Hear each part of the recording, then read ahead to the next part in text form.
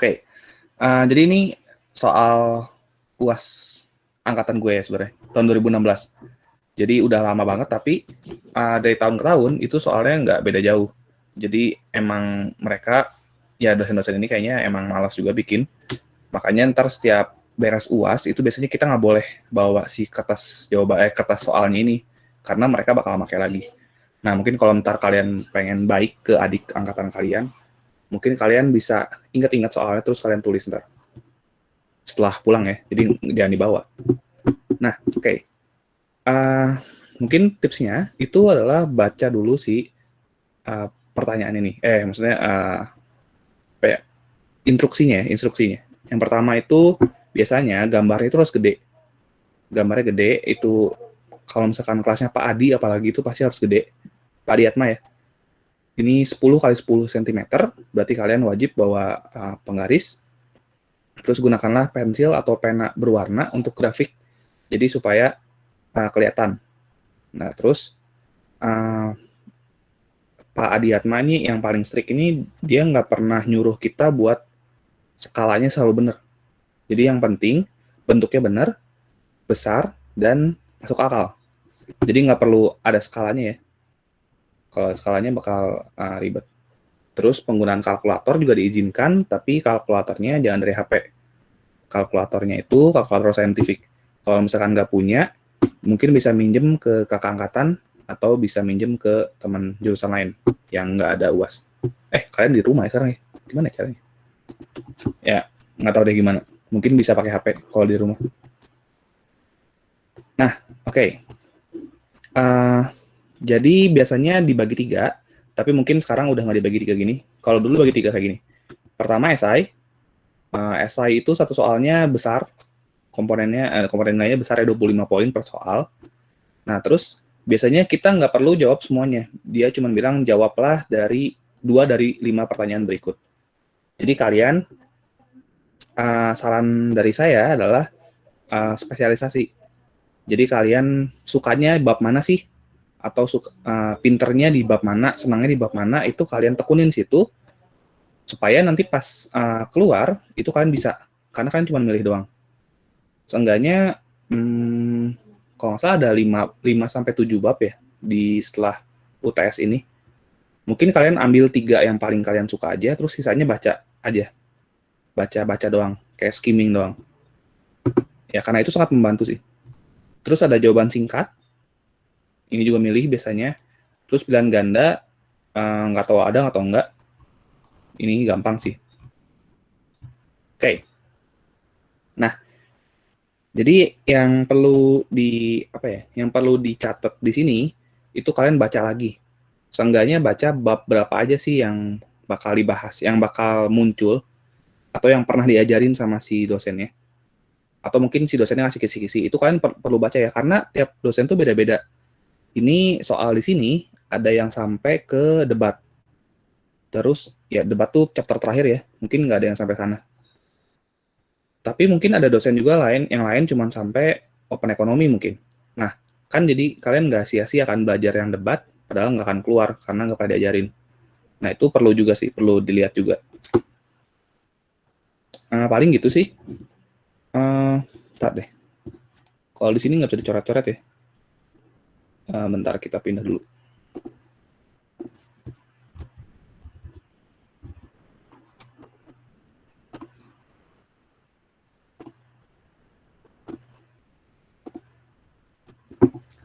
Oke.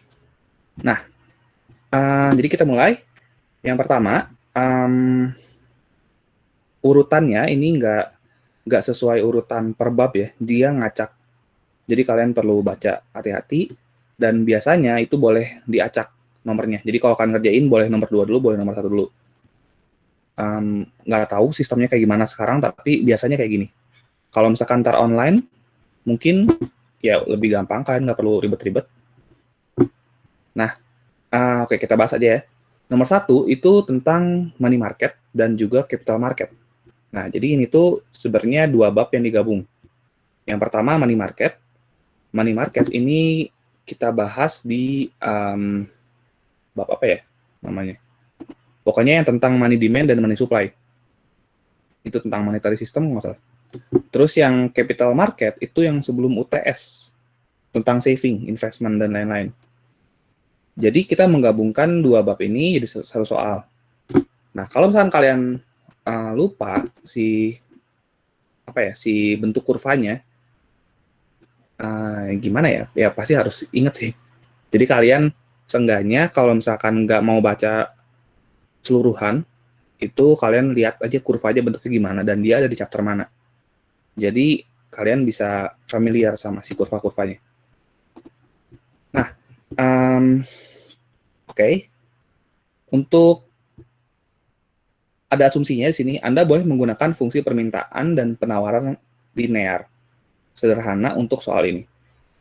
Oke, jadi ya linear tuh yang biasa ya, yang garis lurus.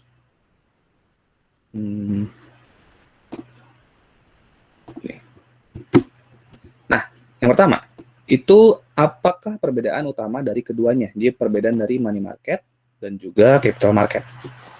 Oke, mungkin ada yang ingat atau ada yang lupa atau ada yang belum pernah dengar. Money market yang kita tahu ada MD, terus ada MS, money demand, money supply. Yang supply-nya itu tegak lurus dan demand-nya itu downward sloping. Ini rupiah aja. Ininya interest. Gede. Ininya supply. Ini demand. Nah, ini ya bentuknya. Nah, sebenarnya ini tuh menggambarkan suatu pasar. Ya, karena namanya market ya.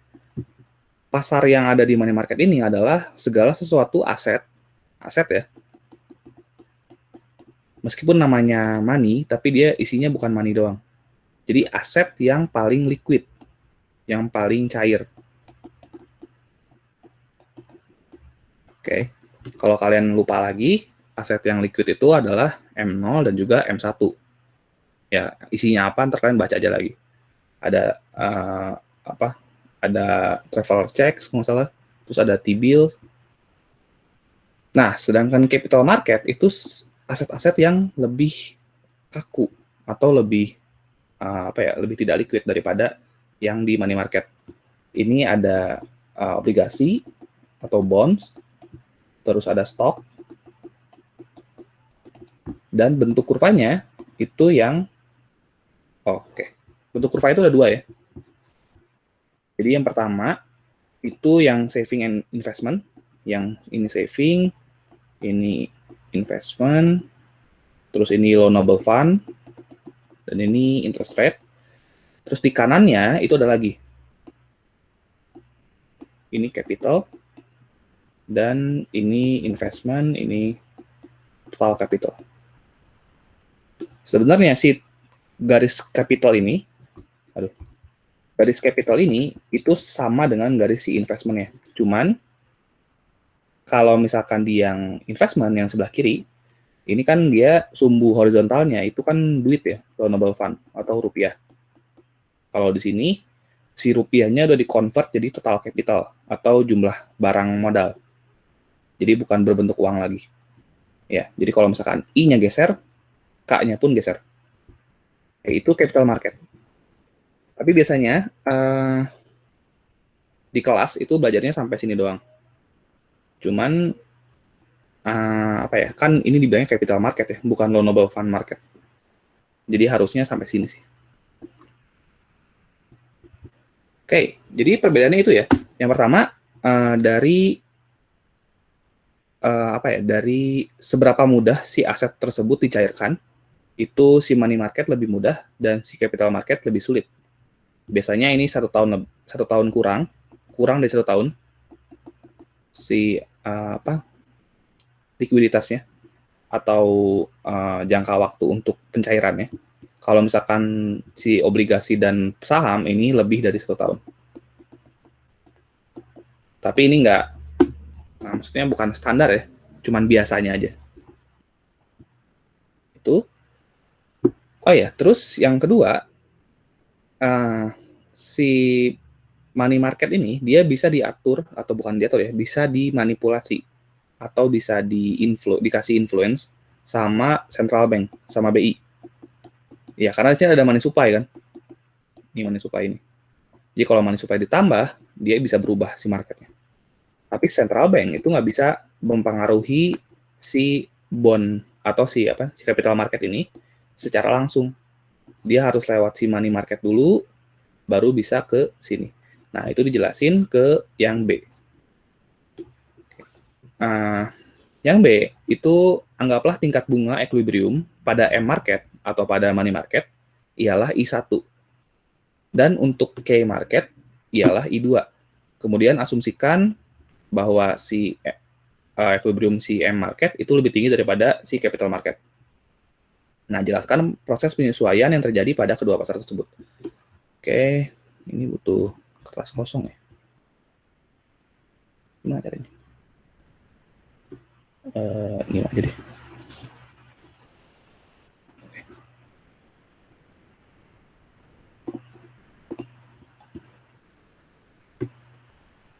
Ini masih sharing kan ya?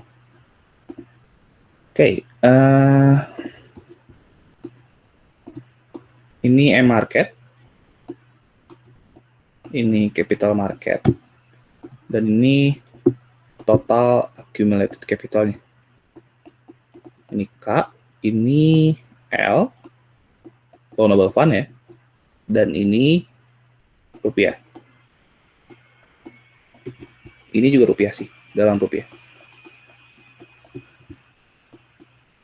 Ini I, ini I. Oke, ini gini.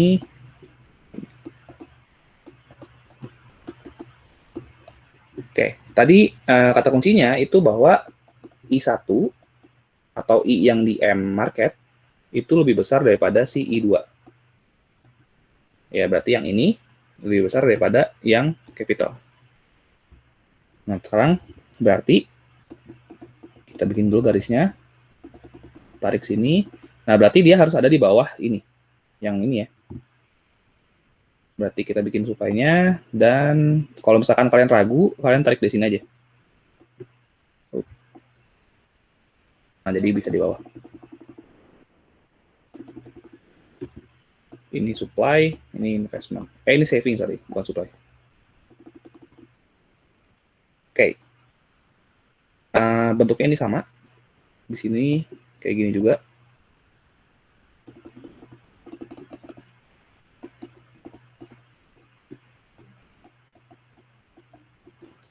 Oke. Nah, pertanyaannya itu jelaskan proses penyesuaian yang terjadi pada kedua pasar tersebut jika kedua pasar tersebut mempunyai tingkat risiko yang sama. Oke. Jadi kita nggak ngomongin risiko dan apa yang terjadi di sini. Oke. Yang pertama, itu kita tahu kalau misalkan ada perbedaan kayak gini, itu pada akhirnya mereka akan sama, akan menyesuaikan. Ya, wajarnya kayak gitu. Nah, sekarang yang mana sih yang menyesuaikan? Yang lebih tinggi ataukah yang lebih rendah? Nah, pertanyaannya adalah, maksudnya, kesimpulan yang bisa kita, yang biasa kita dengar di kehidupan sehari-hari itu kalau misalkan, kita bayangin dari sisi saving dulu deh. Kalau misalkan interest rate itu rendah ya, lebih rendah daripada seharusnya yang ada di pasar uang, jadi kalian daripada nabung atau daripada invest di loanable market atau di capital market di sini, ini ngasih interest rate yang lebih rendah daripada kalian nabung atau kalian invest di money market di sini. Oke, otomatis supply dari si saving ini atau dari uang yang untuk dipinjamkan ini bakal turun di pasar ini. Mereka akan pindah ke sini. Oke. Nah, ini akan geser ke sini.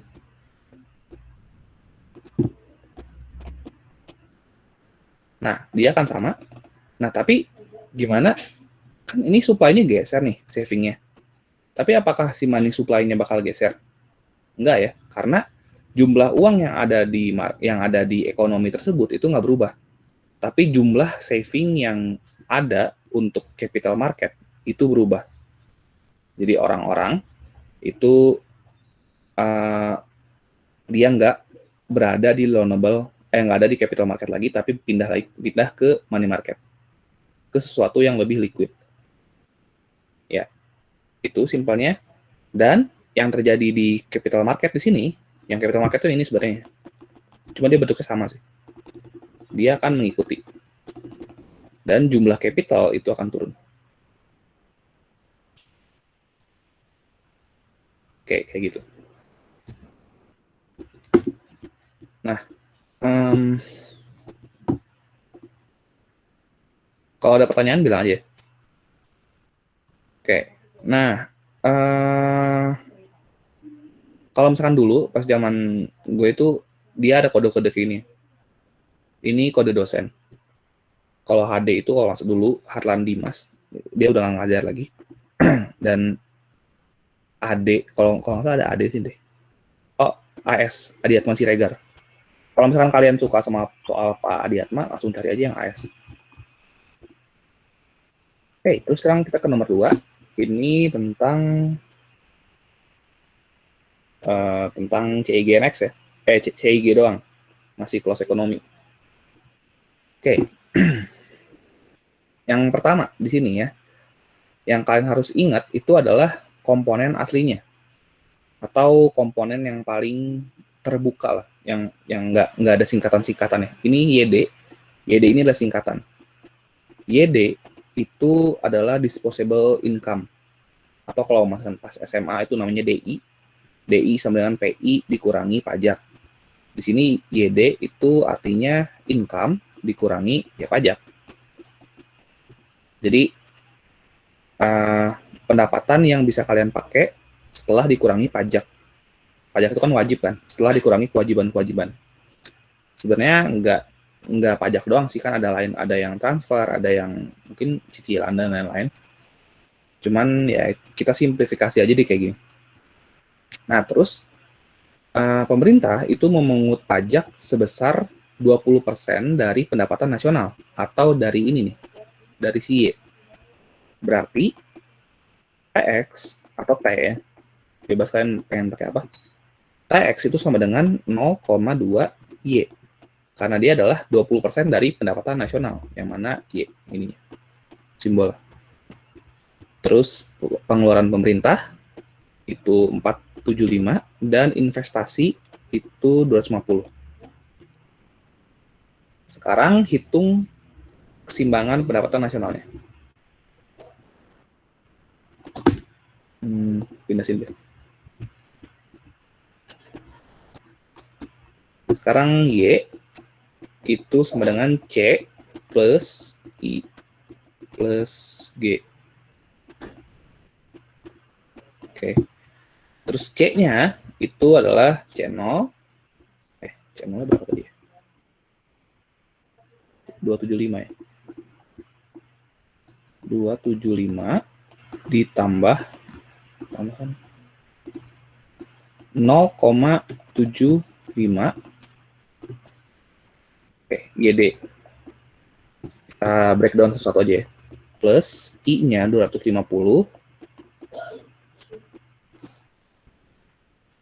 dan G-nya 475. Di sini yang perlu di breakdown itu cuma sini doang sebenarnya. 275 ditambah 0,75 Y dikurangi langsung aja ya 0,2 Y, karena ini tax. Nah, ini tuh tax. Plus 250 plus 475. Oke, harusnya bisa tambahin dulu ininya ya, yang di luar-luar ini. 475 tambah 275, 350, 1000.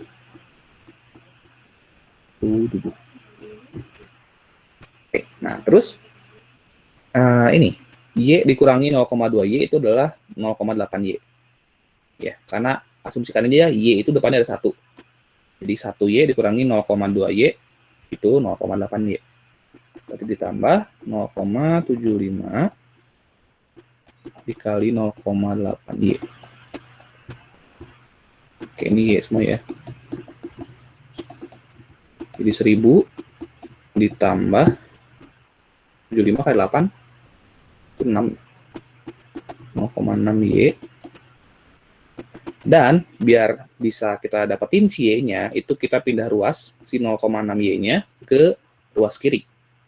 Atau kalau misalnya kalian nggak suka cara itu adalah kalian kalikan atau kalian bagi dua sisinya itu dengan 0,6Y.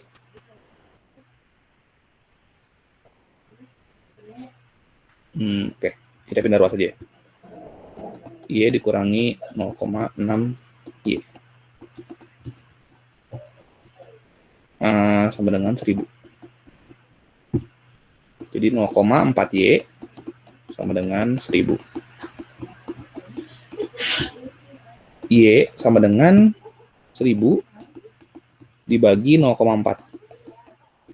Kalau kalian pusing kayak gini, langsung aja dikali 10 dua-duanya. Jadi 10.000 dibagi 4. Jadi 2.500. Benar kan? Ya. 2.500 ya. Ini Y-nya. Oke, berarti yang A ini 2.500. Nah, terus yang B, bagaimana anggaran pemerintah? Itu surplus, defisit, atau seimbang. Anggaran pemerintah itu berarti, kalau kita ngomongin soal surplus defisit itu tentang G sama T.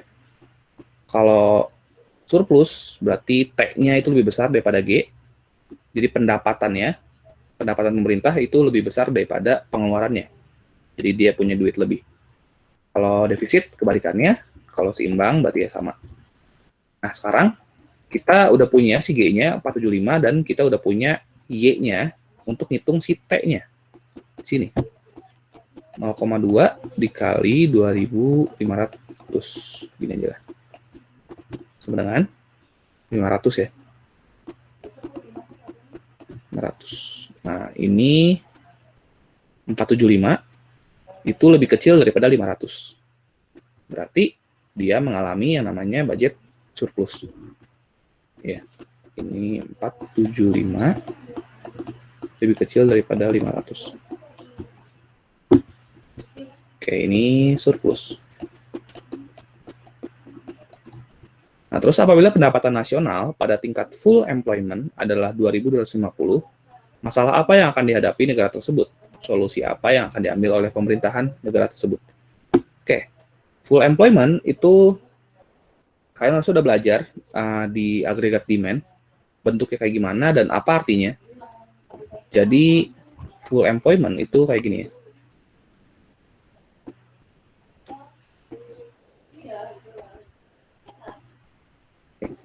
Oh ya, arti dari full employment tuh kalau misalkan tingkat pengangguran itu berada pada tingkat alamiahnya atau berada di natural rate of unemployment-nya. Nih kayak gini. Ini si Y-nya. Kita biasanya bilang Y potensial atau Y natural. Terserah gimana kalian. Cuman di sini 2250, 2250 dan yang kenyataannya itu adalah 2.500, berarti lebih kan? Sini ya 2.500. Atau biasanya kita bilang YA atau Y actual, Y sesungguhnya. Oke. Nah, masalahnya adalah kita bisa dua perspektif di sini. Bisa kayak gini nih.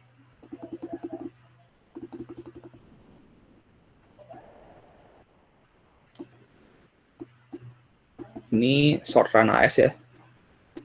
Ini AD, ini long run AS. P, ini. Ini yang pertama. Kalau misalkan kondisinya kayak gini, itu gimana caranya supaya kita bisa balik kayak gini? Itu kita harus geser si Y-nya ke sini kan berarti kan? Caranya itu bisa aja kita geser si AD-nya ke sini. Ini nggak ada orang lain apa ya? Oh ada. Pink, biru.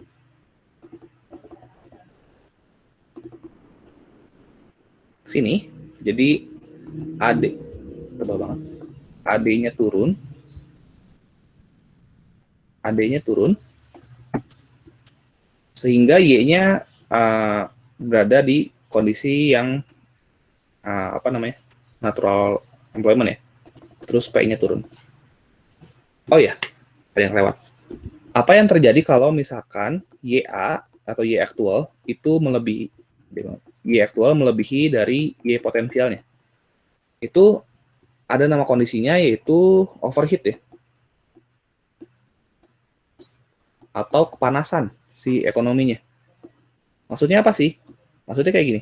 Kalau misalkan ini agak ironis sih.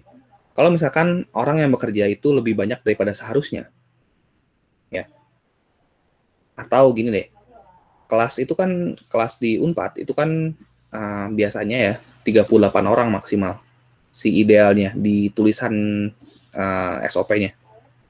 Bayangin kalau misalkan yang masuk itu ada 70 orang misalkan dalam kelas yang biasa yang kecil ya. Otomatis kelas tersebut akan jadi panas kan.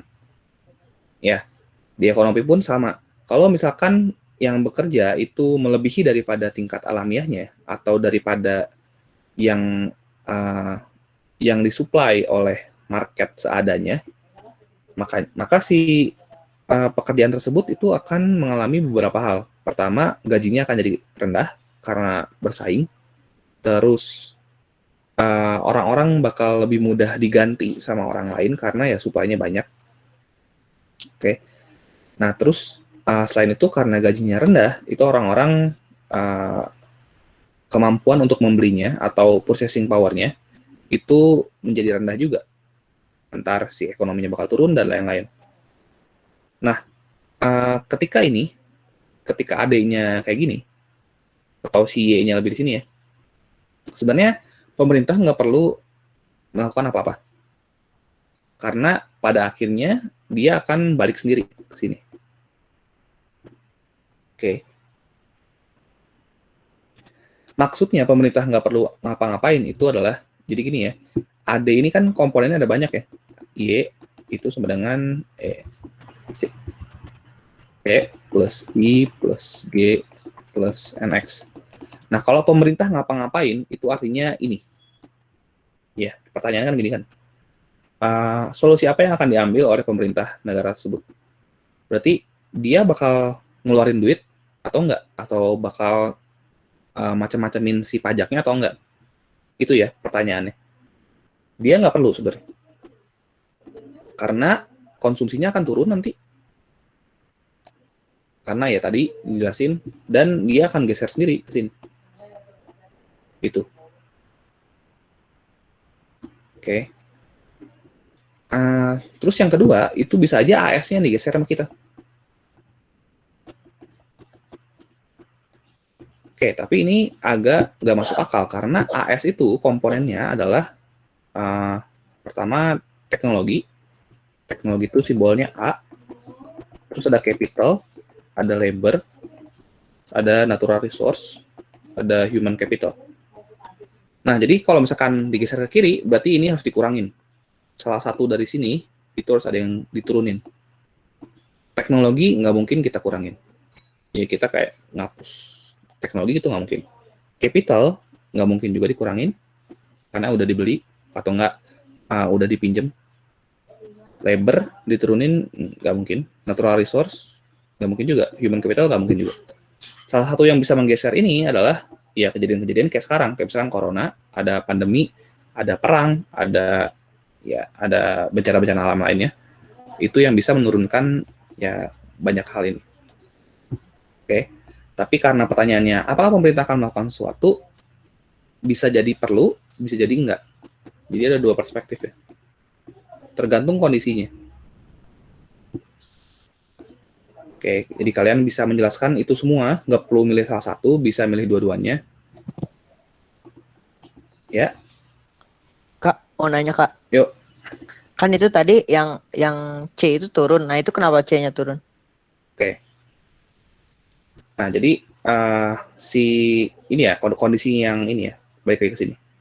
Kondisi ketika si output realnya atau output actualnya itu melebihi daripada output potensialnya atau output naturalnya. Itu kondisi namanya overheat. Nah, jadi kalau misalkan orang yang, jadi kita ngambil salah satu aja di sini ya, dari banyak hal ini.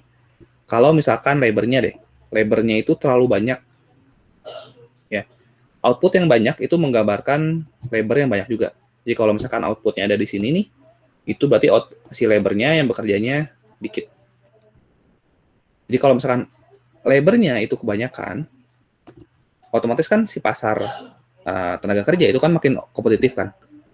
Terus karena semakin banyak labor yang ada, yang tersedia buat si pasar, maka pasar tersebut bisa menawarkan harga yang lebih murah atau wage yang lebih murah.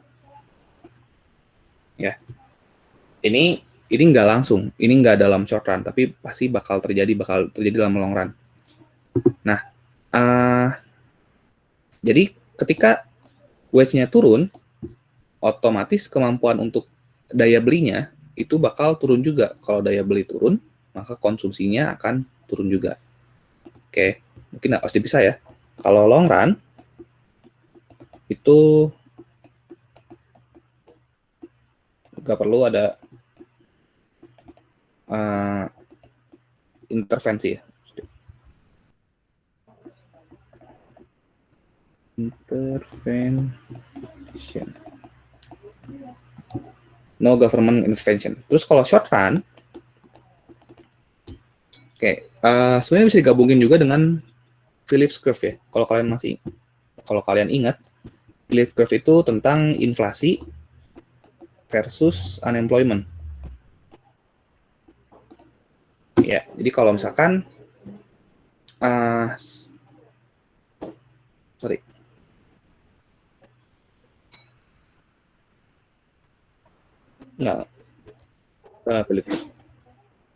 kalau short run itu dia bisa menurunkan AD dengan cara menurunkan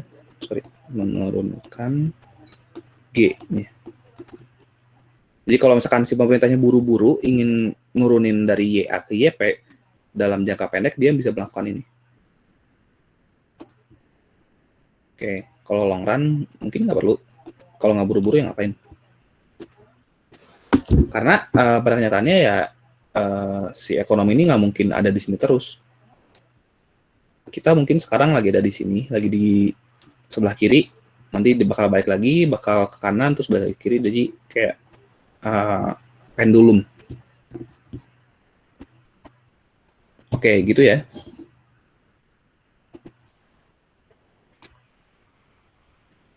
Oke, tadi siapa Riksal ya? Iya kak, udah kak. Oke, nah ini nomor 3. Ini ada yang belajar nggak tentang debat? Ini 5 debat. Kalau misalkan di MenQ tuh 6 debat ya? Iya, ada 6 debat. Kalian mau belajar ya? Jadi di sini ada salah satu debat yang jadi dia diperdebatkan kalau BI itu harus inflasinya 0 atau enggak sih? Inflasi itu buruk nggak sih? Nah, menurut yang pro mengatakan Bank Sentral harus mencapai tingkat inflasi sama dengan 0. Nah, ini ada alasannya ya. Kalian udah belajar juga, namanya cost of inflation. Kalau kalian masih ingat itu ada yang namanya menu cost, terus ada yang Shue-Leder, ada yang misperception, ada yang lain-lain, ada yang pajak dan lain-lain. Jadi dibilang sekecil apapun si inflasi yang terjadi, misalkan 3%, 4%, itu bakal menimbulkan biaya bagi masyarakat. Nah, si pro ini bilang dalam ekonomi yang besar, maksudnya dalam skala yang besar, menu cost kenaikan 3% dan yang tidak konsisten itu bakal berbahaya bagi si ekonominya. Belum lagi orang-orangnya kalau misalkan orang-orangnya cash based.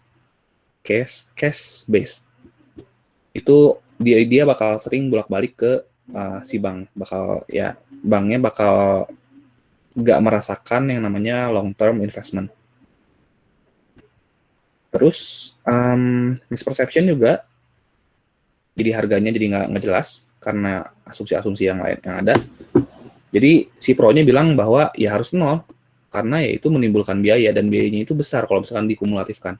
Nah, tapi yang kontranya, ini yang pro ya. Yang kontranya itu dia bilang misalkan ya, kalau misalkan inflasinya 3%, ya masih ada di batas normal, itu nggak apa-apa. Ya, kenapa? Karena dia ini hubungannya ini. Short run dan long run Phillips curve. Jadi kalau misalkan bagian pertama ini ya, bagaimana pendapat Anda untuk hal ini, itu kalian berpendapat aja. Berpendapat, tapi dikaitkan dengan si long run Phillips curve. Nah, short run, sorry. Phillips curve ini yang tadi ya, yang inflasi versus unemployment. Katanya kebalikan. Kalau misalkan kalau inflasi terjadi, unemployment-nya akan turun. Terus kalau misalkan kayak gini, unemployment-nya bakal naik. Kalau misalkan kita lihat ke kurva yang tadi ya, nih, kalau AD-nya turun, nggak baru deh. Ini gini.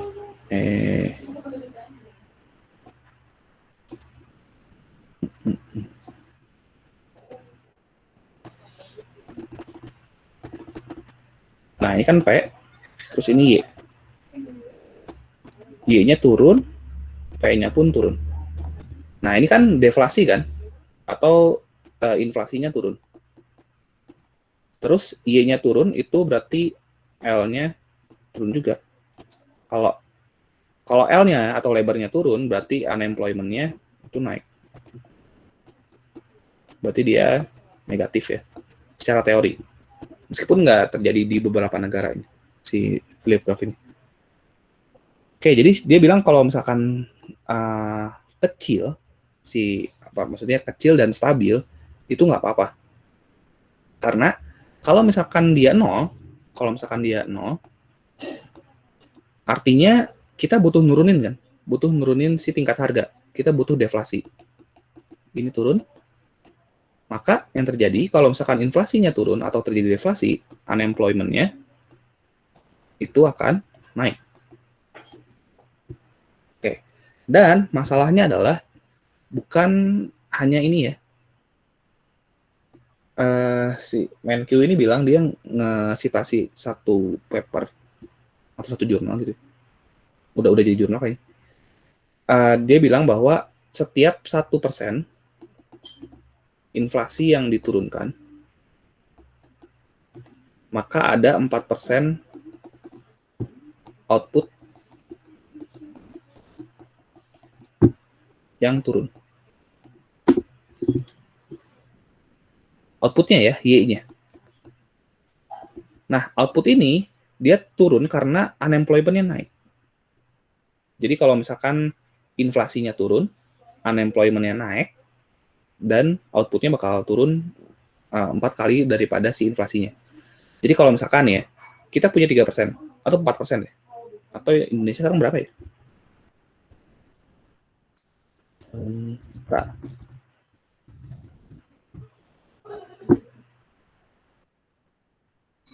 Oke, sekarang kita di 3%-an ya. 3% misalkan, kita pengen 0%. Berarti kan kita butuh nurunin 3 kali kan. 3 kalinya berarti kalau misalkan teorinya benar, berarti kita bakal nurunin output 12%. Oke.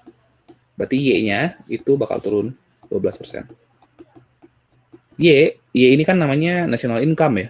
Kalau misalkan kita spesifikkan ke individu, ini bakal jadi income rumah tangga. Bakal berpengaruh ke income rumah tangga. Nah, masalahnya adalah dunia ini nggak adil. Ketika income-nya turun, orang-orang yang udah kaya itu nggak akan merasa, karena ya dia udah memenuhi kehidupannya.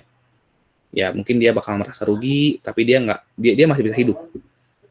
Tapi yang terjadi sama orang-orang yang miskin itu, pertama, dia kehilangan pekerjaannya. Terus jelas income ini turun karena dia income hilang, bukan turun lagi, karena dia udah nggak bekerja lagi. Ya, ketika income hilang, dia nggak bisa konsumsi, dan ya makanya di sini dititik beratkan yang namanya inequality sebenarnya. Oke, adanya ini. Jadi bahaya sebenarnya kalau misalkan nol. Maksudnya kalau misalkan kita sengaja pengen nol. Kalau misalkan nggak sengaja ya nol, ya kayak Amerika misalkan atau negara-negara maju lainnya kan dia rendah kan inflasinya. Ya itu gimana lagi? Oke, nah jadi hubungannya itu ya dengan Philip curve itu kayak gini. Inflasinya atau terjadi deflasi, terus unemployment naik, outputnya turun, terus ya terjadi inequality ini, dan ya kita bebas kalian mau pro mau con. Itu gimana kalian? Mungkin kalian punya bisnis dan ngerasain ngeprint menu itu susah kalau misalkan inflasi. Jadi misalkan kita ngeprint 3.000 hari ini, harganya tiba-tiba besok harganya jadi 5.000. Berarti kita harus ngeprint lagi. Ya itu bebas, gimana perspektif kalian? Nggak ada yang salah, nggak ada yang benar, karena masih diperdebatkan. Oke, itu yang nomor 3, dan sekarang nomor 4. Ini tentang open economy ya, capital flight. Oke, gambarkan grafiknya. Jika Indonesia mengalami capital flight, ya capital flight itu berarti kalau misalkan ini Indonesia nih, duitnya itu keluar negeri, kabur ya duitnya, terbang. Nah, tunjukkan dan jelaskan apa yang terjadi pada market for loanable funds, yang saving investment tadi, terus net capital outflow atau kurva NCO, dan market for foreign currency atau exchange rate ya. Ya ini tiga yang nyambung gitu.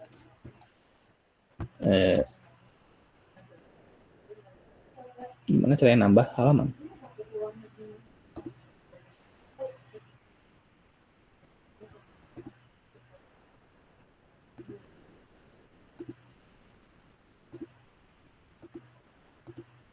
Ya udah bikin baru lagi.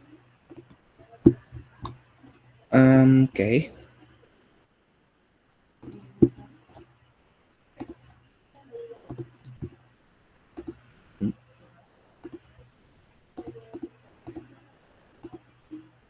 Oke.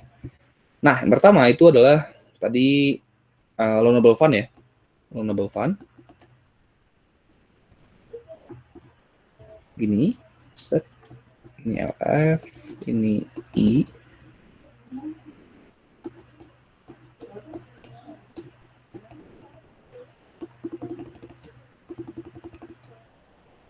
Oke, terus di sininya itu NCO.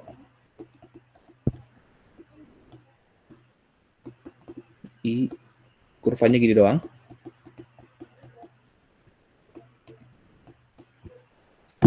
Oke, dan di sini satu lagi itu exchange rate.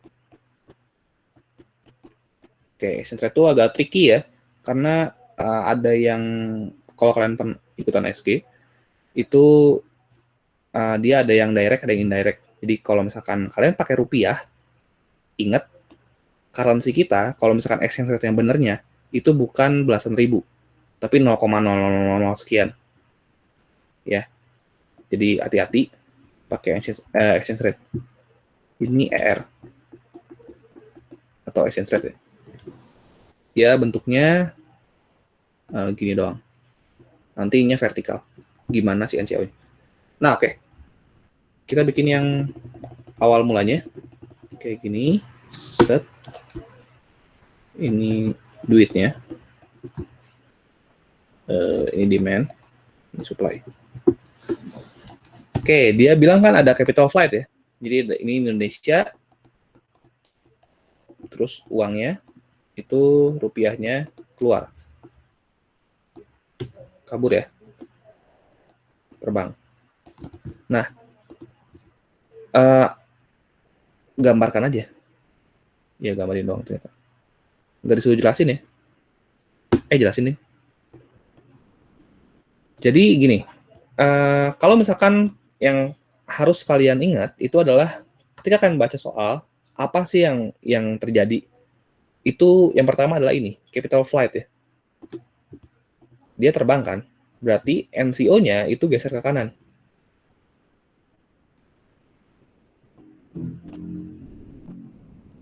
NCO-nya geser ke kanan.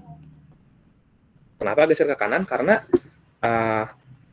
ya NCO itu kan namanya net capital outflow kan. Semakin banyak uang yang keluar, semakin tinggi juga si NCO-nya. NCO. Ya. NCO itu kan net capital outflow. Gini deh. Net capital outflow. Dia namanya net kan, berarti duit yang keluar RP out dikurangi RP in.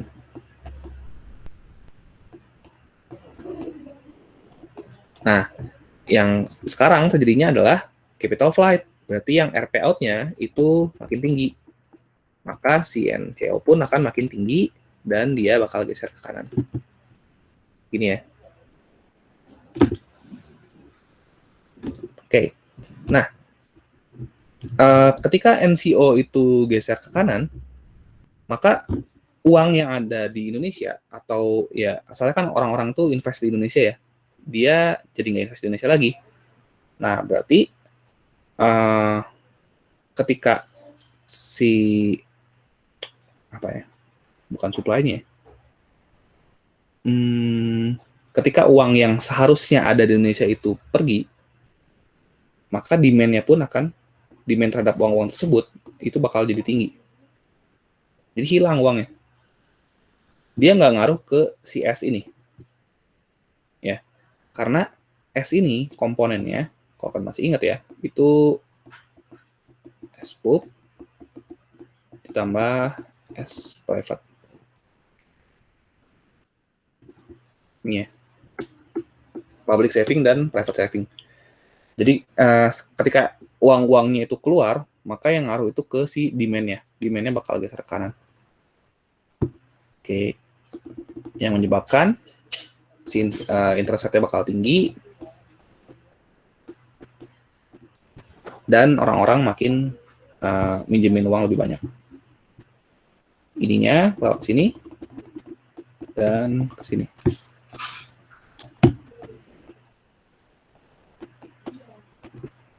Nah, ini exchange rate-nya. Exchange rate-nya turun. Kalau kalian pakai yang direct, kayak gini ya, di sininya rupiah, berarti kurs kita misalkan terhadap dolar itu misalkan 0,0000 sekian, 3 misalkan ya. Berarti dia turun ya, turun jadi 2 sininya. Turun. Ini depresiasi jelas. Karena 1 rupiah, $1 itu bisa membeli,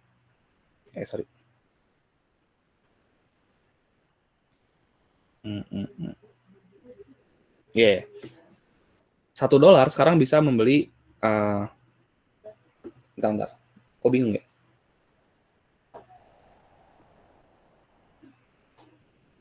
Oh ya gini, untuk membeli $1, kalian butuh lebih banyak duit sekarang. Oh enggak?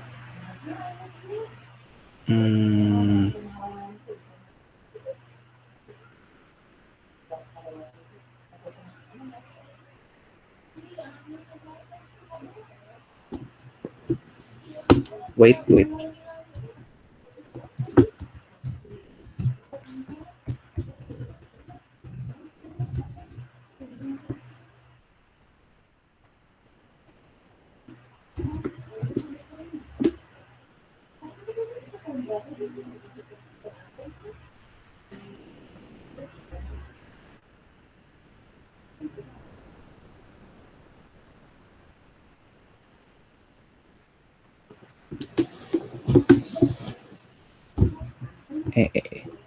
Bentar, ini otakku udah nggak jalan kayak. 0,3.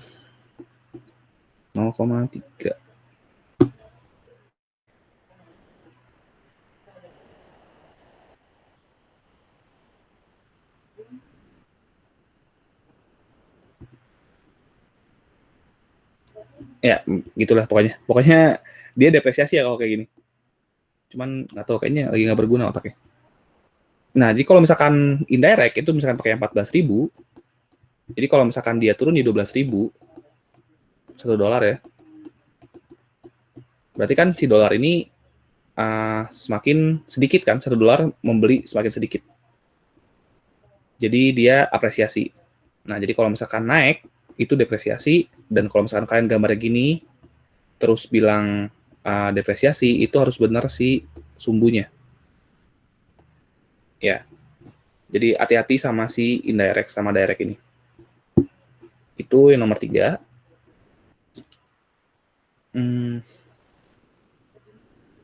Kalau misalnya ada yang bisa jelasin tadi, tolong jelasin ya. Oke, kita pindah ke nomor 5 sekarang. Ini sekarang yang ADAS. Oke. Ntar baca dulu.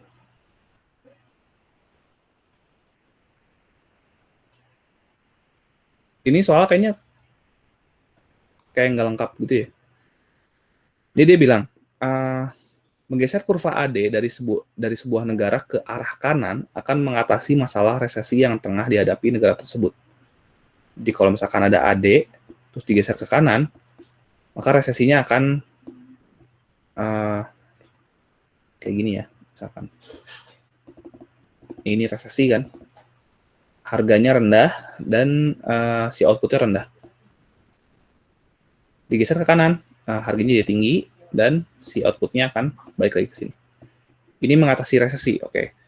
Nah, terus jika MPC sama dengan 0,8 dan tidak ada crowding out, berapa banyak pemerintah harus meningkatkan belanjanya untuk menghentikan resesi tersebut?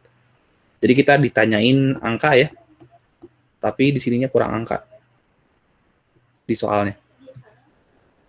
Jadi gini, ini tuh yang nomor A itu konsep multiplier, Keynesian multiplier. Itu yang multiplier sama dengan 1/1 min MPC.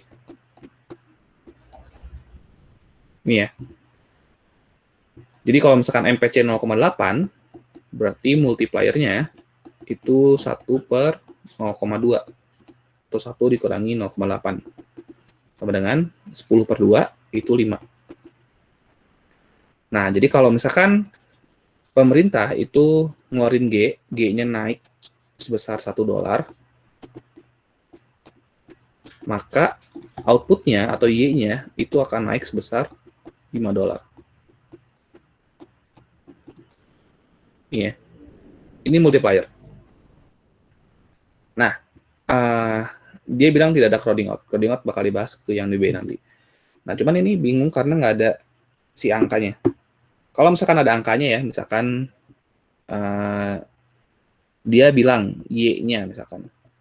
Y-nya itu turun 50 apa ya? 50 juta atau kecil banget, 50 miliar. Nah, berarti kita harus ngeluarin berapa sih supaya Y-nya bisa naik 50 miliar? Nah, karena kita udah tahu sih multipliernya 5, berarti kita harus ngeluarin G-nya itu 10 miliar. Ya tinggal bagi aja. Kita ingin naiknya 50 kan? Terus dibagi 5. Dan kita dapat G-nya 10 miliar. Itu yang nomor 1. Harusnya ada angkanya sih. Kalau misalkan kalian nemu yang nggak ada angkanya gini, jangan berharap untuk dianulir ya. Kerjain aja kayak gini. Asumsikan Y-nya itu turun segini, maka G-nya harus kayak gini. Jadi kita improve aja. Kalau kalian emang suka banget sama soal ini. Oke. Nah, terus yang B, itu kalau ada crowding out. Nah, crowding out ini apa? Crowding out ini kalau misalkan kita meningkatkan belanja pemerintah atau G, itu interest rate akan naik dan investor bakal kabur. Ya. Jadi gini, kita ke saving and investment lagi ya.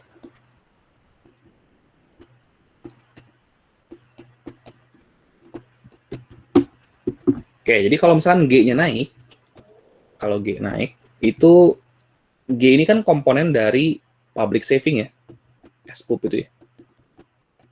Itu sama dengan T min G. Jadi kalau G-nya naik, maka si minusnya makin gede, maka SPUP-nya akan turun. Dan si S-nya bakal geser ke sini. Ininya naik, si interest rate-nya naik, terus si I-nya atau si loanable fund-nya itu bakal turun. Orang-orang bakal kabur. Oke, nah ini juga agak ambigu sih. Apakah pemerintah harus meningkatkan belanjanya lebih banyak atau lebih sedikit dari jumlah di atas? Jumlah di atas tuh di mana ya? Ini kali ya, si 10 miliar ini, asumsi tadi kita. Tunjukkan skenario ini pada kurva ADAS. Oke. Kayaknya cukup di sini juga sih. Jadi gini, ini ADAS tuh garisnya 3 ya. Jadi ada long run AS, ada SRAS, sama ada AD-nya. Resesi ya, resesi berarti kayak gini bentuknya. Isi equilibrium-nya itu berada, Y-nya ya, berada di sebelah kiri. Ini resesi.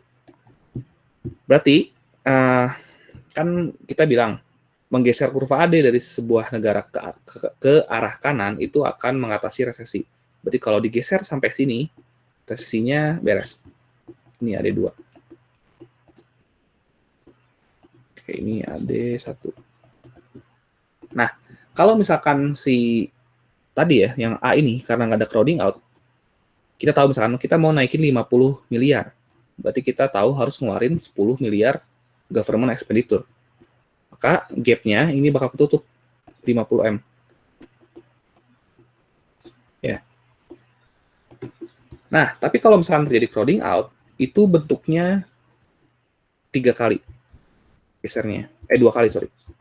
Jadi ini ada AD1, terus geser ke kanan, terus geser lagi ke kiri.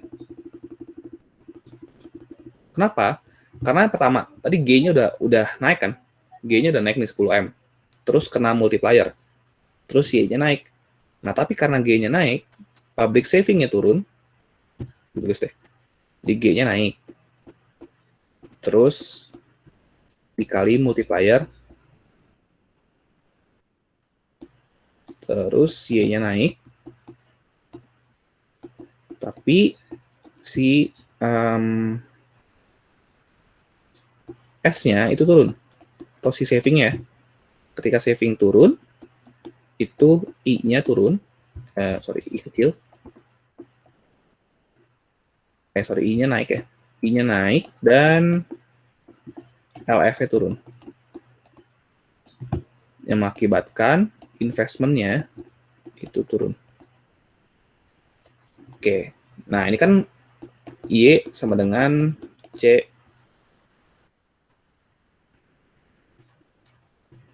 plus I plus G. Oke, mungkin pada awalnya si Y-nya udah naik nih. Cuman pada akhirnya si I-nya turun. Jadi ini pertama naik. Karena ini naik. Terus I-nya turun. Ininya turun juga. Nah, nanti dia bakal ada AD3 sini.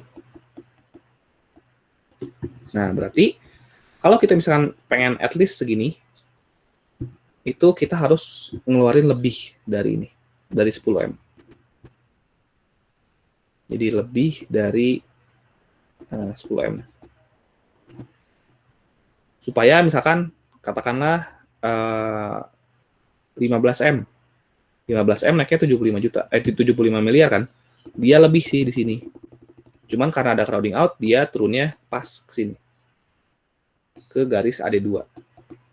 Ini. Jadi itu yang nomor 5. Oke. Nah, kalau ada pertanyaan, tanyain aja.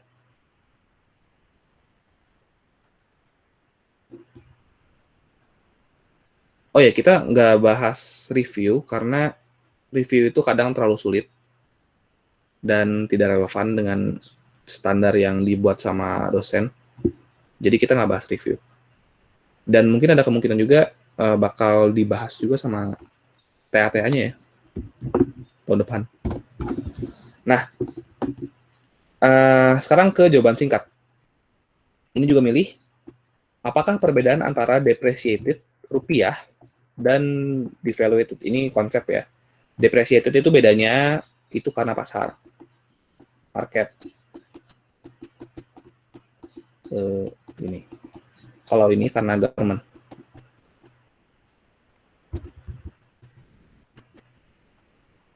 Nyalain mic.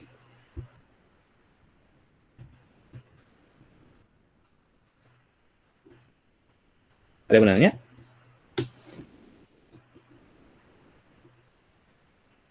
Oke, nggak ada ya. Jadi gini, depresiasi itu kan tahu depresiasi kan, nilai tukar kalian terhadap si negara lain itu menjadi melemah. Devaluated juga sama, cuman ini sengaja sama pemerintah. Contohnya itu kayak nggak tahu benar atau enggak, cuman biasa Amerika nuduh Cina itu dia melakukan devaluasi besar-besaran terhadap si renminbi. Nah, dampaknya apa sih kalau misalkan devaluasi? Pertama, barang-barang di negara tersebut itu bakal relatif lebih murah. Itu bukan yang buruk ya. Ya, kadang buruk, kadang enggak. Karena barang-barang yang murah itu diminati sama orang. Kalau misalkan kita bisa bikin barang yang murah, tanpa harus menurunkan si cost-nya, jadi kita cuma menurunkan si exchange rate doang, maka kita bisa bekerja seperti biasa, tapi menjual dengan lebih murah, dan yang beli lebih banyak. Nah, akhirnya ekspornya bakal naik, dan si barang-barang si negara tersebut itu bakal mendominasi dunia. Jadi, kalau misalkan sengaja, itu bahaya ya. Ya, makanya kemarin agak sensi ketika renminbi di devaluasi. Itu bedanya, jadi sengaja ya kalau devaluasi. Nah, terus yang kedua, itu apakah perbedaan dari trade balance dan current account. Ini juga sangat teori ya. Bedanya trade balance itu kalau kalian gampang ya, ingat trade balance itu adalah net export. NX itu trade balance. Nah, kalau current account itu net export ditambah net income ditambah apa lagi ya, aset gitu nggak salah. Terus sama transfer.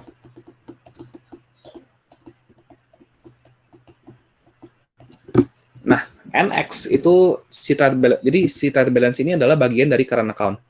Iya. Yeah. Ditambah net income. Net income itu berarti income semua orang Indonesia dikurangi income orang-orang luar yang bekerja di Indonesia. Terus ditambah aset. Aset ini aset-aset yang cukup liquid sebenarnya. Jadi bukan yang kayak puluhan tahun gitu. Enggak ya. Terus transfer ini kayak remittance. Remittance itu kayak misalkan kalau keluarga kita itu ada yang jadi TKW atau TKI, terus dia ngasih uangnya ketika ya dia gajian ngasih ke sini, itu namanya transfer atau remittance. Jadi current account ini lebih luas daripada si trade balance. Oke, terus yang nomor 3, tadi udah sempat baca juga, dan ini sebenarnya nggak ada bedanya ya. Udah baca di beberapa sumber juga, dan ini emang nggak ada bedanya. Jadi dia bilang pada konteks exchange rate, nilai tukar, apakah ada perbedaan antara manage floating rate dan dirty float? Kalau misalnya nggak ada ya bilang aja nggak ada. Jelasinnya kayak gini. Jadi manage floating rate itu kalau misalkan, jadi kan yang normalnya itu kan ada floating, bukan normal sih, si spektrumnya. Yang paling kiri itu floating, yang ini tuh fix. Exchange rate ya. Nah, di tengah-tengahnya itu ada si manage.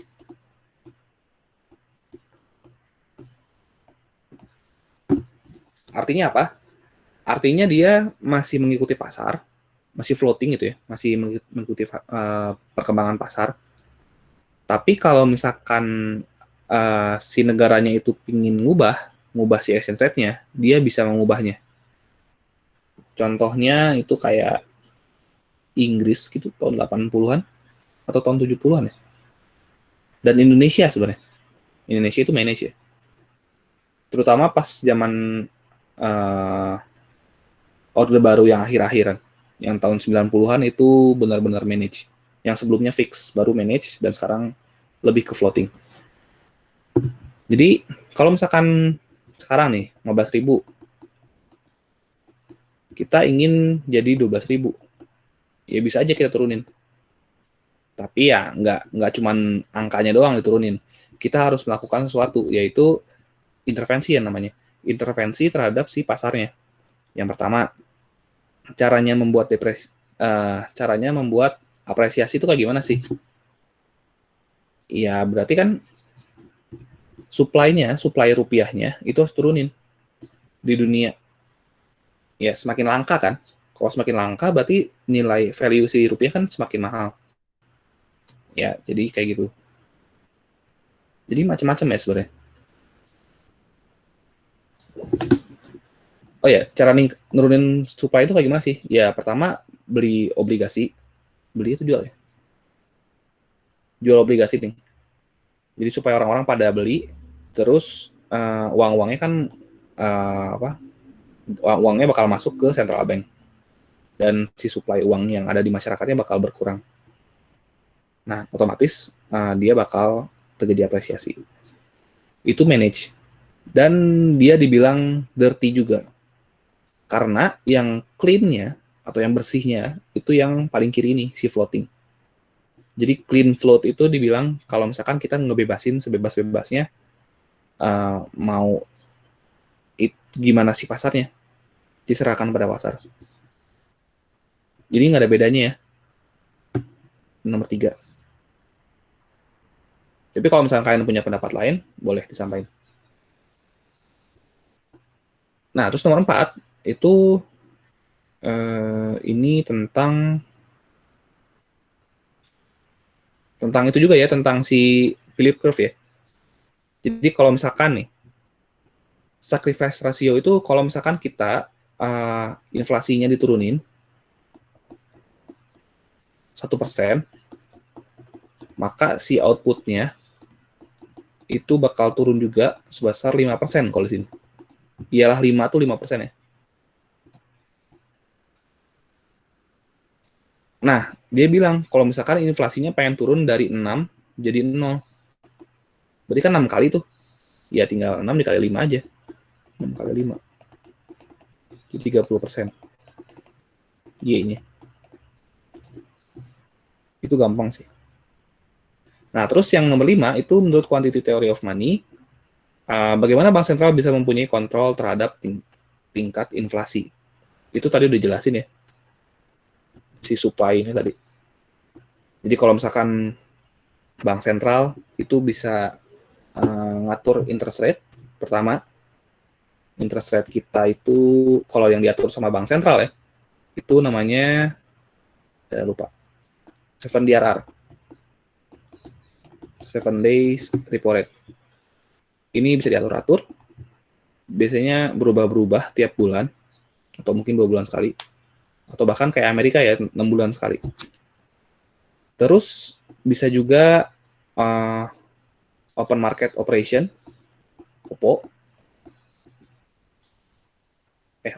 OMO, open market operation ya. Open market operation itu kayak tadi, ya misalkan jual obligasi, ya SBI, surat berharga Bank Indonesia, itu salah satu open market operation.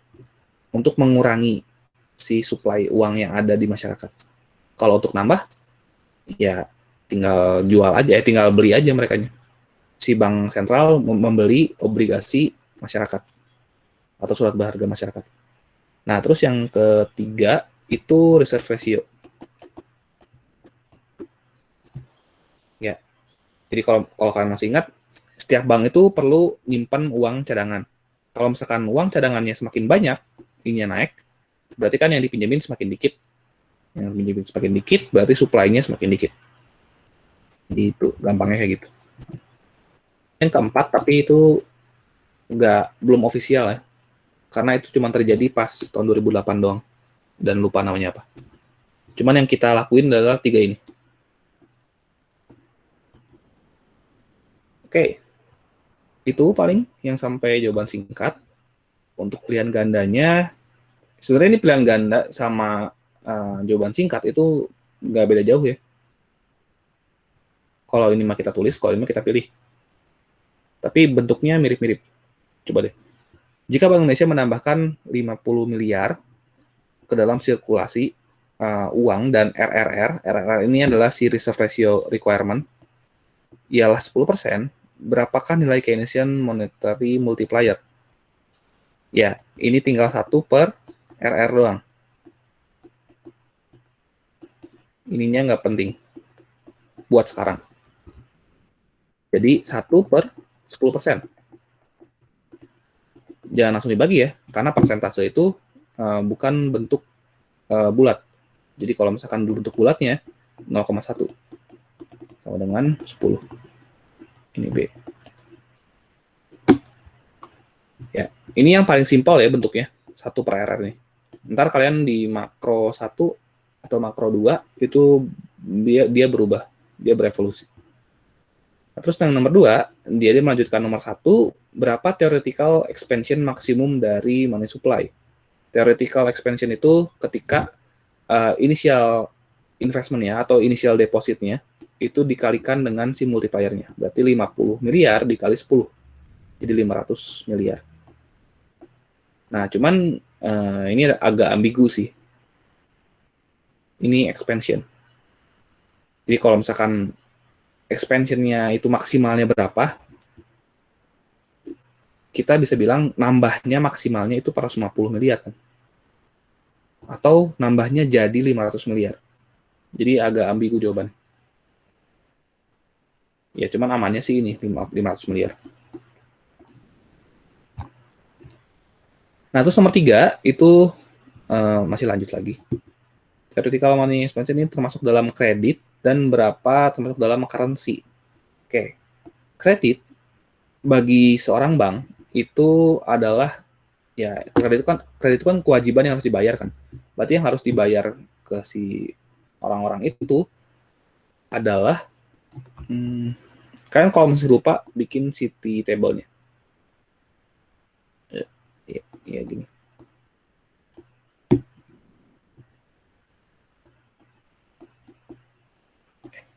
Bener gini sih.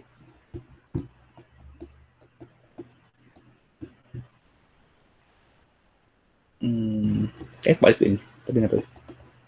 Ini 10%. Ini L-nya 90%. Ininya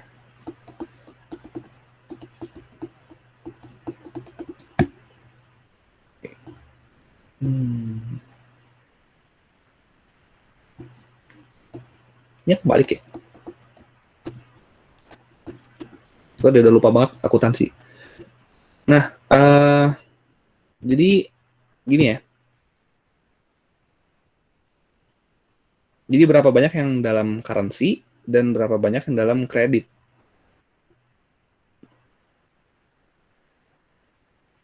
Oke. Intinya ini deh. Yang kredit itu adalah yang si R-nya. Ini lupa kebalik ya gimana. Yang RR ini adalah si kreditnya.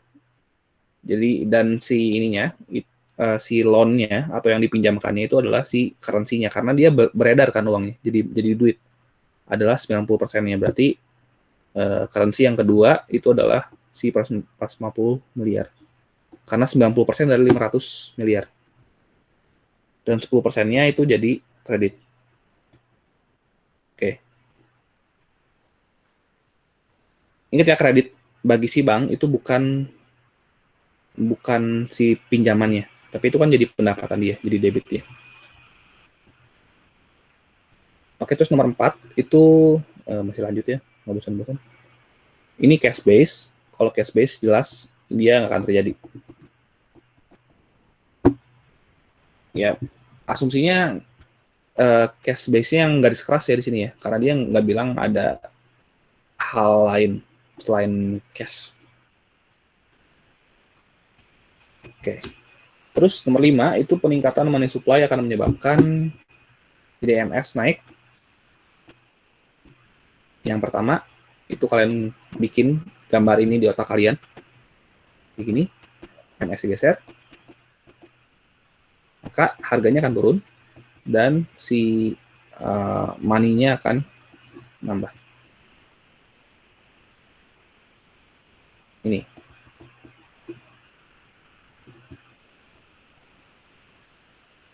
Terus nomor 6, ketika inflasi menyebabkan perlunya pencetakan dan distribusi informasi harga baru, biaya tersebut dinamakan menu cost ya. Jadi kalau pencetakan atau distribusi itu pasti menu. Nah, terus nomor 7 itu upward slope dari kurva penawaran agregat atau AS. Itu dapat dijelaskan dengan 3 cara kecuali sticky ya, misperception ya, sticky price, dan ini enggak. Tadi udah dijelasin di atas ya? Enggak, ini belum. Jadi ini penyebab-penyebab kenapa si AS itu positif slope-nya.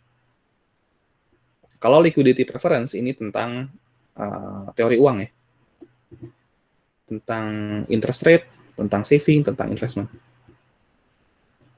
Nah, terus ini jika MPS ialah 0,3, ingat MPC ditambah MPS itu sama dengan 1. Berarti MPC sama dengan 1 dikurangi 0,3 sama dengan 0,7. Maka multiplier-nya adalah 1 per 1 min 0,7 per MPS ya langsung. 1 per MPS. Atau 10 per 3. Jadi 3,3.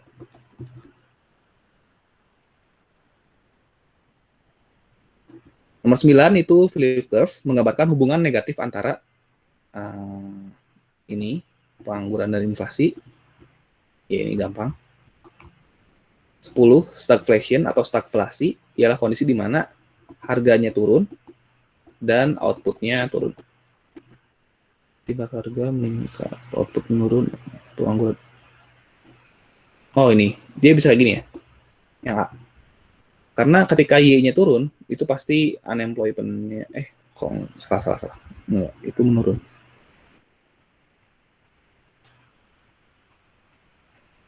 Stagflation itu P-nya naik ya. P-nya naik tapi Y-nya turun. Jadi ekonominya makin mahal tapi produktivitasnya makin turun.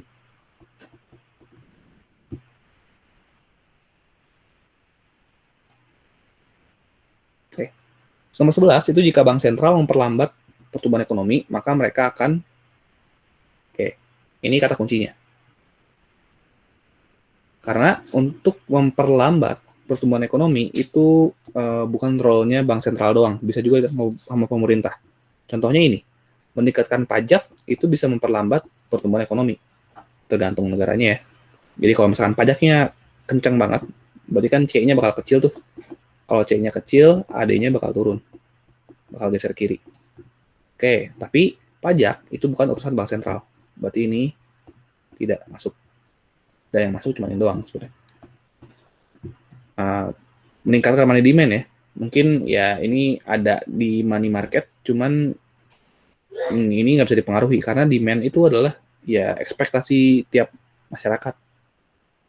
Dia nggak bisa diatur-atur sama si pemerintah, terutama sama si bank sentral ya. Terus ini mengurangi pengeluaran pemerintah, nggak mungkin ini fiskal, jadi ya udah B. Terus nomor 12 itu saving pada pasar terbuka harus sama dengan ini ya. Ingat kata-kata ini. Ini kayak merek minyak. Sebenarnya sama dengan ini. Karena si NX sama dengan NCO kan. Cuman konsepnya beda kalau misalkan I plus NX. Karena NCO ini dia ngomongin tentang duit. Jadi kalau misalkan gini ya, saving. saving yang ada di negara tersebut itu domestic investment ditambah duit-duit dari luar negeri yang masuk ke Indonesia. Ya, jadi kayak gini. Kalau misalkan ini diganti sama NX, jadi nggak nyambung. Saving sama dengan investment ditambah ekspor, kan nggak nyambung. Jadi yang benar ini, yang paling benar. Oke, terus impor kuota akan menyebabkan, impor kuota tuh pembatasan impor ya.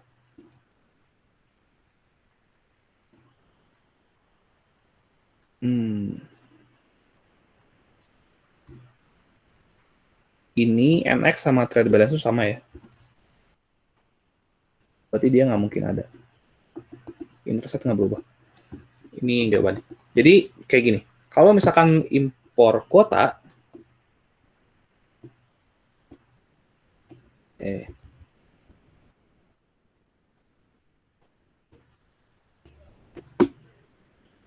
jadi kita punya ini, kita punya supply dan demand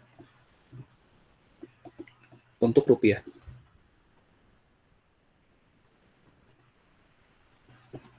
Ini NCO, ini LF. Ini R. Oke. Nah, kalau impor kuota itu artinya kan kita nggak beli barang keluar kan. Jadi ini Indonesia, ini uangnya nggak keluar. Nah, kalau uang nggak keluar, berarti duit di peredaran rupiah di luar negeri itu kan, atau di seluruh dunia itu kan semakin kecil kan. Oke, bukan supply-nya sih. Supply-nya masih sama karena duitnya dipegang orang Indonesia, cuman yang ada di peredaran luar negeri itu semakin sedikit. Maka demand untuk rupiahnya itu akan menjadi lebih besar. Ya karena rupiahnya jadi langka di luar negeri.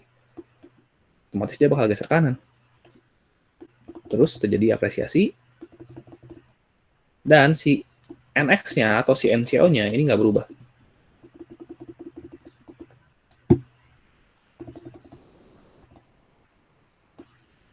Begitu juga sama si I-nya. Nah, kenapa NX-nya nggak berubah? Itu karena gini. Ketika si demand-nya itu naik, ya, ketika demand untuk rupiah itu naik, harusnya ya, bentar.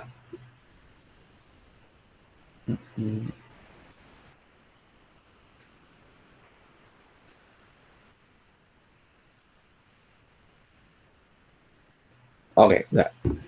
Jadi ketika impornya turun, ya impor turun karena ada impor kuota kan, dia menyebabkan si demand-nya naik. Oke. Nah, tapi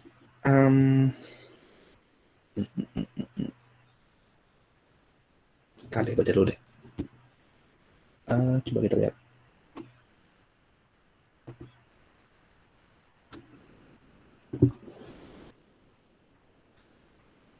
Ini apa ya? Open ekonomi.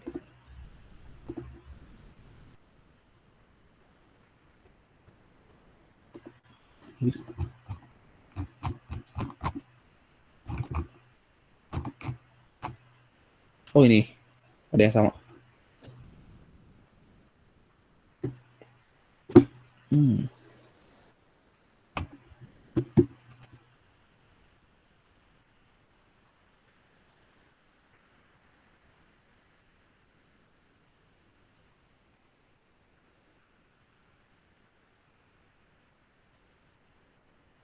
Oh iya. Oke.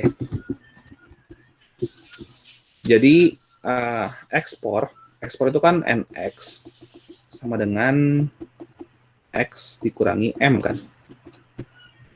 Oke, jadi ketika M-nya turun, ya harusnya kan NX-nya naik nih.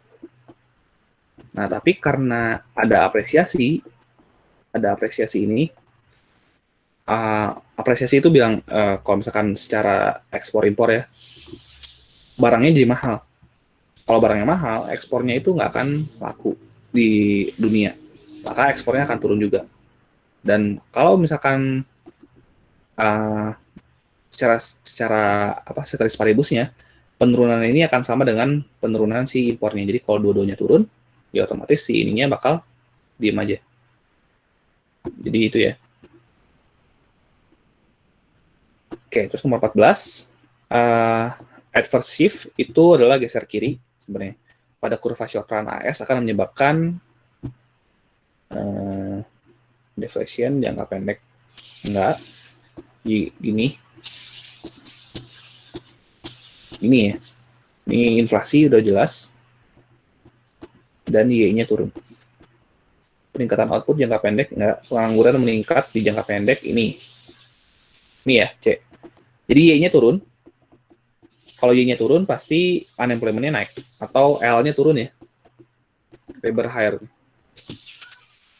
Ini L-nya bukan L faktor ini ya. L faktor yang ada di jumlah di supply. Tapi L yang hire. Yang dipekerjakan. Oke, nomor 15. Menurut Fisher Effect, jika tingkat inflasi menurun, nah Fisher Effect ini ngebahas tentang money neutrality ya.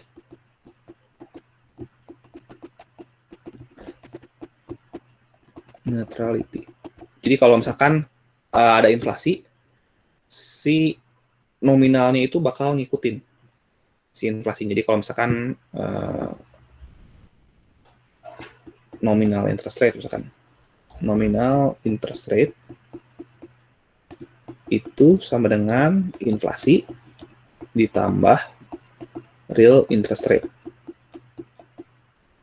Jadi suku bunga bank yang kalian lihat di bank ini sama dengan inflasi ditambah realnya. Jadi kalau misalkan kalian ke bank lihat 7%, 7% ya.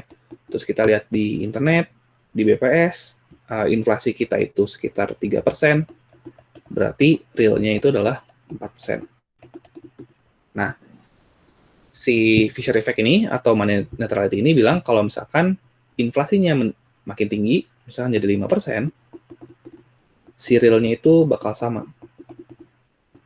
Kayak gini. Meskipun nominalnya berubah. Jadi, ya ini dibilangnya money neutrality. Jadi, kalau misalkan ini peningkatannya 2, deltanya 2, ininya deltanya 2 juga. Jadi, ini ya. A. Oke, paling gitu. Ini nggak ada yang mau nanya.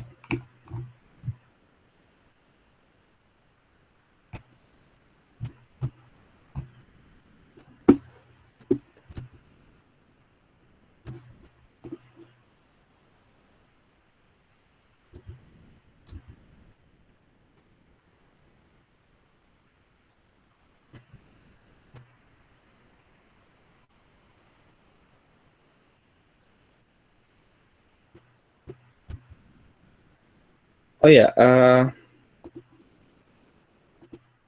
Rixel tuh ngasih juga soal UAS.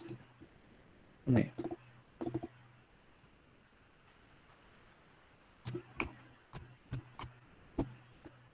Ini punya Bu Suryaningsih.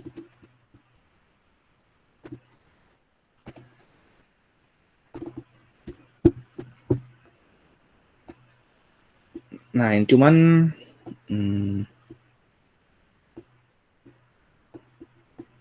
nggak tahu tahun berapa ya.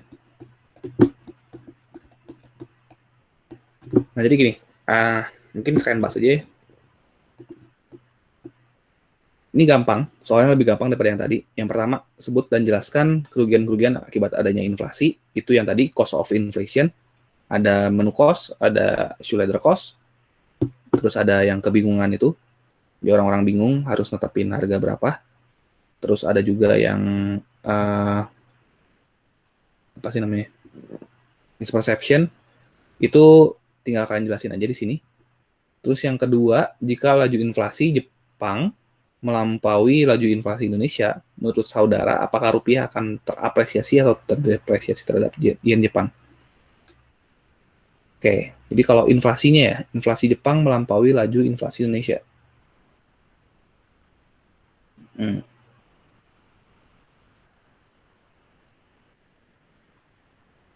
Oke, oke. Ini nggak bisa digambar sih. Inflasi itu berarti hubungannya ke AD.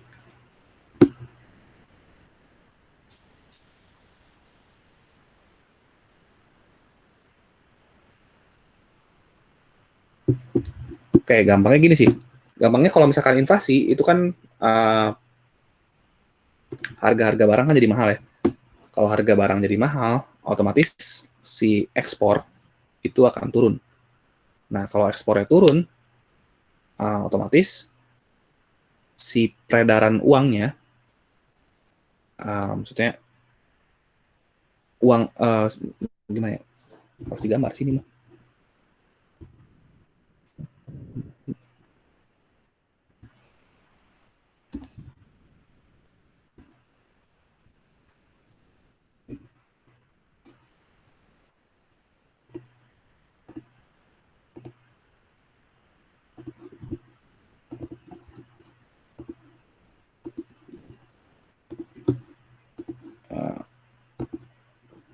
Bentar.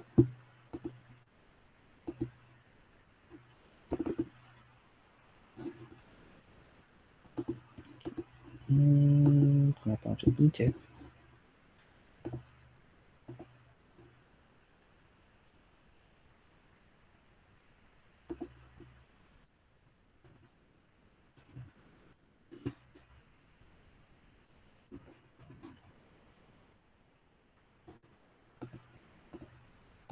Oke.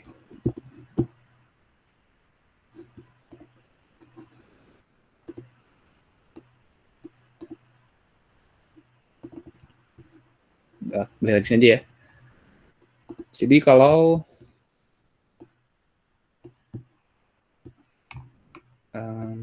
ini oke, dua doang.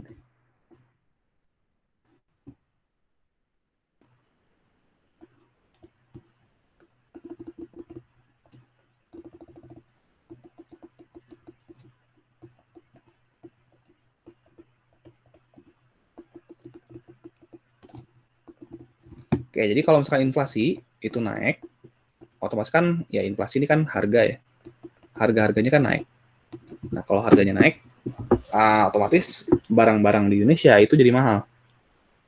Ya, kalau barang jadi mahal, maka si X-nya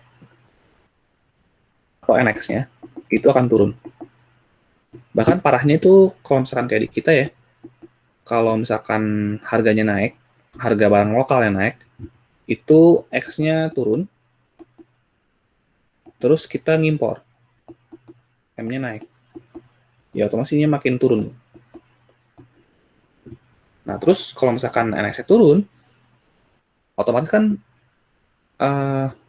uang yang orang luar yang beli ke kita itu kan semakin sedikit kan. Ya, kalau misalkan uang yang semakin sedikit, berarti uang yang beli ke kita semakin sedikit, berarti kita apa ya? Kita nggak punya kendali terhadap si pasar tersebut. Nah, ketika kita nggak punya kendali terhadap pasar tersebut, maka si exchange rate-nya pun itu akan jadi terdepresiasi. Iya terdepresiasi. Iya kan ke sini. Kayak gini.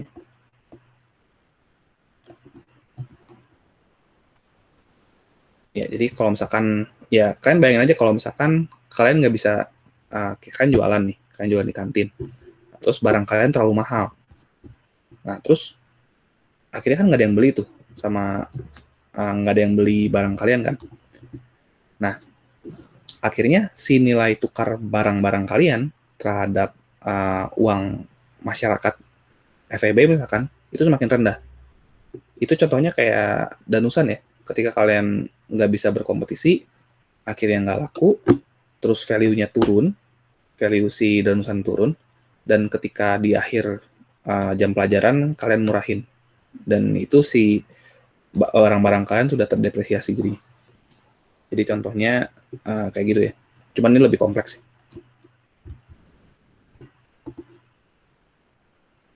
Oke, terus yang nomor 3 itu bacain aja deh.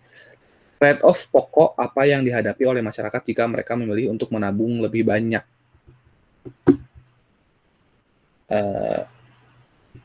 Trade-off-nya ya konsumsi semakin dikit ya. Itu yang pokoknya.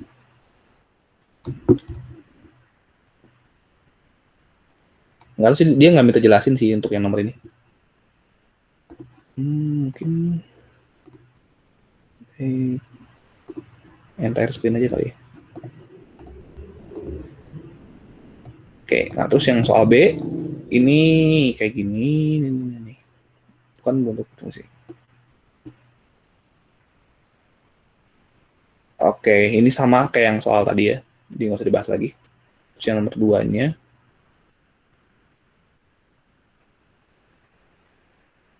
ini juga sama. Cuman ya beda-bedanya dia cuman dikasih persentase doang. Jadi sebenarnya gampang sih. Dan kayaknya nggak perlu dibahas juga. Oke, ada yang mau tanyain nggak chapter mana gitu yang nggak kebahas di sini? Kayaknya, aduh.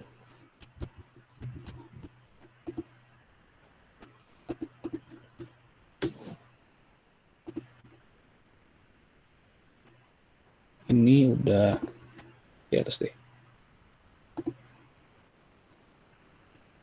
Kalau nggak salah dari sini, dari growth ini. Inflasi udah, open ekonomi juga udah tadi, aggregate demand udah, monetary and fiscal policy and aggregate demand ini udah juga. Yang money multiplier ini ya, to short run ini udah. Terus yang debate juga udah. Oke. Gak ada pertanyaan?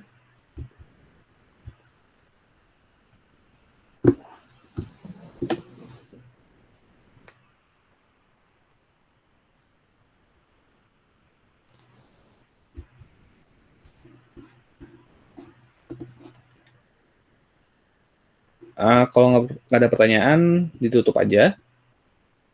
Terima kasih sudah ikutan Exprep. Semoga UAS-nya lancar dan dapat nilai yang bagus. Amin. Amin. Makasih, Kak. Banyak, Kak. Makasih, Kak. Makasih, Kak. Makasih, Kak. Makasih, Kak.